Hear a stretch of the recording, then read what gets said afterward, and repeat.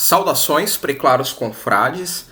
Hoje eu gostaria de comentar sobre a polícia. Hoje eu tive uma discussão com um sujeito que eu conheço sobre a atuação da polícia no Brasil, né? Principalmente no estado de São Paulo, que é onde eu resido. Por quê?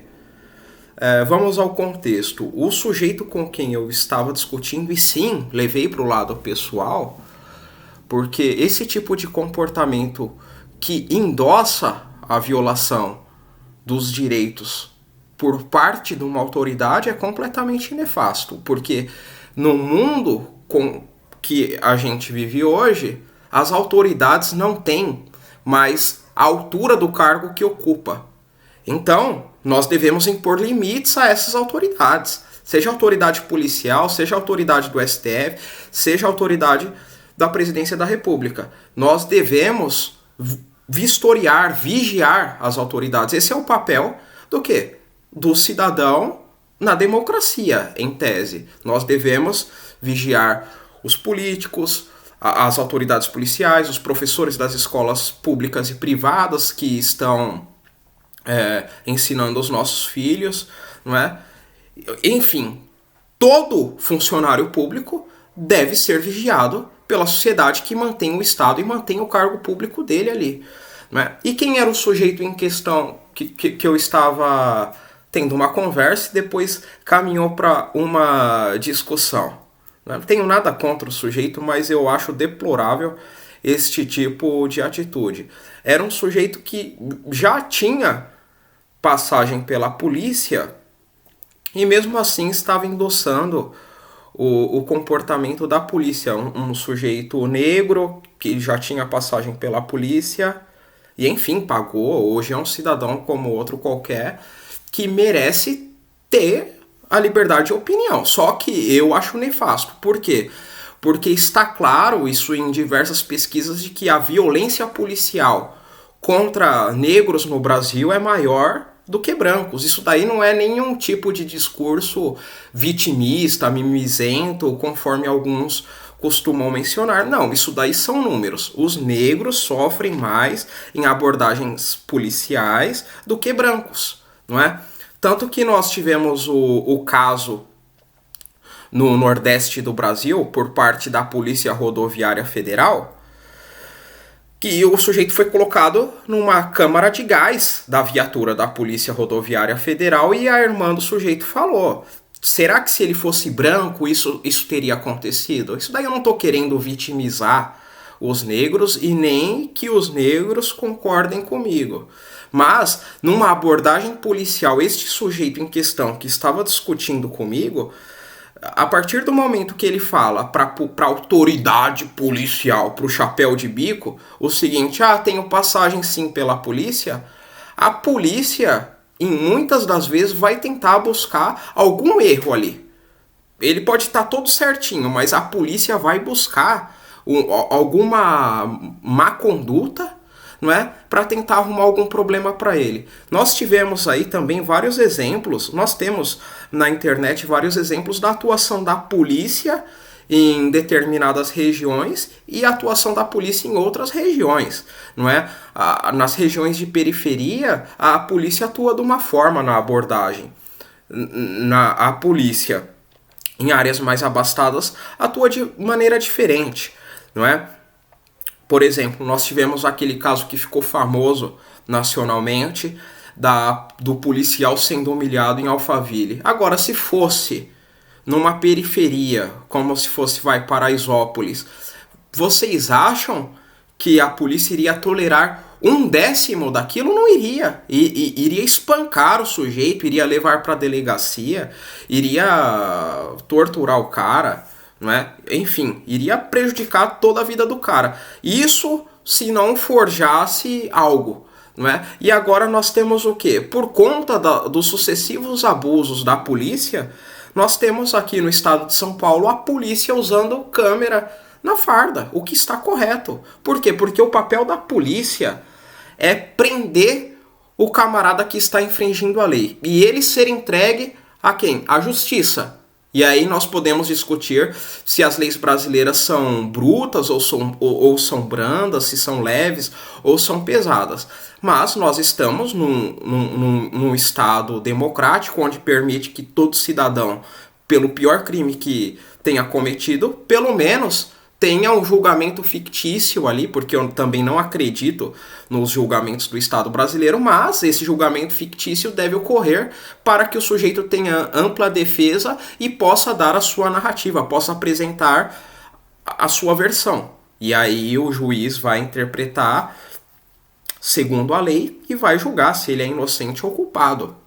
Agora, o que não pode é o policial sair de casa com a mentalidade: ah, eu vou fazer justiça, não é? Encontra um cara fumando maconha, pessoalmente eu sou contra, e espanca o cara, decide ali despejar toda a amargura da sua vida naquele sujeito. E o contexto da discussão minha com esse camarada, que me causou indignação, foi o seguinte: eu falei, a polícia ela não aborda todas as pessoas de maneira igualitária. Mas deveria. Por quê? Porque todos nós bancamos o serviço da segurança pública através dos nossos impostos. E eu disse isso por quê? Porque a polícia, quando ela pega um ladrão de galinha, um moleque adolescente que está fumando a sua maconha, a polícia decide praticar o quê? Nem todos, eu estou falando sempre na maioria das vezes, praticar um abuso ali, não é? Ameaçar, não é? Praticar uma tortura psicológica, constranger, não é? Agora, quando pega um bandido, mesmo um bandido mau, um cara conhecido no mundo do crime, como que a polícia faz? A polícia, quando não recebe dinheiro para não prender o cara, o que acontece? A polícia fala, vamos trocar ideia de homem para homem. Entendeu? Isso daqui foi fita dada, irmão. Eu tenho que levar você, não é nada pessoal, tô fazendo cumprir a lei. É assim que a polícia vai falar. Vai trocar uma ideia com o cara e vai conduzir o cara. Não é? Agora, quando pega um ladrão de galinha que deve ser punido perante a lei, mas a polícia ela quer praticar a punição ali, com a mão dela. Não é? Quer intimidar, quer maltratar o cara, quer constranger o cara. Não. Conduza até a delegacia policial, o distrito policial, e pronto, o cara vai responder perante a lei. Agora, se a lei é considerada leve no Brasil, nós temos que modificar ela. Agora, o que não pode é um cara que passou no concurso público tenha o direito, por exemplo, de praticar violações dos direitos básicos das pessoas. Por quê? Porque o cara passou no concurso. Pelo contrário, porque o cara passou no concurso, o cara deve prestar contas de quem ele é. Porque quando um policial é um criminoso também, e tem muitos que são criminosos e se utilizam da farda para aprimorar a sua atividade criminosa, o que acontece? É muito mais difícil você denunciar um policial criminoso do que um civil. Não é? Primeiro que o cara já se sente intimidado. Peraí, eu tô denunciando um policial. Não é? Aí o cara chega lá na delegacia, o delegado fala, você tem certeza do que você está fazendo? Você está denunciando um agente da lei, não é? Já para intimidar o cara para não prosseguir com aquela denúncia. E aí o que acontece? Para o cara perder o cargo de policial, de juiz, de, enfim, qualquer cargo ligado à justiça ou à segurança pública é muito difícil, não é simples. Não é? Um professor para perder o cargo no Estado é muito fácil, agora um policial não. Então, por conta da conduta dos maus policiais, que são muitos por sinal, agora todos estão usando o quê? Câmera na farda. Não é? E está correto, porque a polícia ela deve cumprir ali o seu trabalho. Ela não tem que cumprir, punir o cara, ameaçar o cara, levar para o lado pessoal. Não, o bandido é um câncer da sociedade. Inclusive para os policiais, inclusive para os juízes, desembargadores, pessoas de quaisquer profissões. Não é? Então, é um câncer para a sociedade e ele vai ser punido perante a lei. Não é? Ele não é um inimigo pessoal do cara para querer comprar essa briga. Bom, essa é a minha visão. Por quê? Porque hoje não adianta ficar endossando o comportamento de autoridade para o Estado. Você vai dar autoridade para juiz como o senhor Sérgio Moro? É isso que vocês querem? É você dar autoridade para juízes, por exemplo, que acabam com a vida de um pai de família numa audiência que está sendo averiguada a guarda do filho, não é? E aí a guarda sempre vai para a mãe que pratica rodízio de padrastos, não é? Igual aconteceu com o menino Henry do Borel, não é? A guarda foi para a mãe da criança e o padrasto dele, que era o marido da mãe dele, espancava ele todos os dias até que ele morreu, sendo que o pai queria a guarda da criança. Não é? Então vai ficar dando autoridade para esse pessoal. Já basta o juiz ganhar o salário que ganha, sem contar as péssimas experiências que eu tive com a polícia. Não é? Tive uma péssima experiência com a polícia civil. Não é? Um puta de um mau humor. Não é? E eu falo explicitamente aí. Eu estou respondendo um processo assim, que todos os advogados diziam que não tinha como o Ministério Público aceitar isso daí, porque era uma besteirinha, não é? E aí o que aconteceu? O Ministério Público aceitou e aí eu tive que responder, não é? Um julgamento completamente esquisito. Isso daí eu consultei uns 10 advogados, os 10 advogados falaram a mesma coisa. Mas como que começou isso? Começou com uma denúncia minha na Polícia Civil. Primeiro que a Polícia Civil não quis me ouvir, falou que um BO sobre o caso já havia sido feito e eu não poderia registrar um BO naquele dia, sendo que eu posso registrar um BO contra quem eu quiser. Aí depois a polícia vai averiguar se abre o inquérito ou não, né? E aí um péssimo atendimento, não é? Sem contar as outras vezes que, não, tudo resolve online. Os policiais, assim, com uma aparência também que não condiz com o cargo que o cara tá ocupando.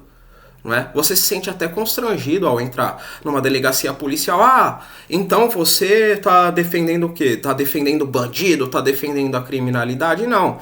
Quem me conhece sabe que eu sou completamente contra a bandidagem, contra bandidos que assaltam trabalhadores, que praticam latrocínio, que cometem estupro, que são pedófilos, que são sequestradores, enfim, que são bandidos, não é? Agora, não é porque eu sou contra esses caras que eu também vou ser contra a instituição policial. A instituição policial hoje está completamente viciada, não é? Pô, todo mundo já esqueceu do abuso policial que eu já mencionei aqui, no Nordeste.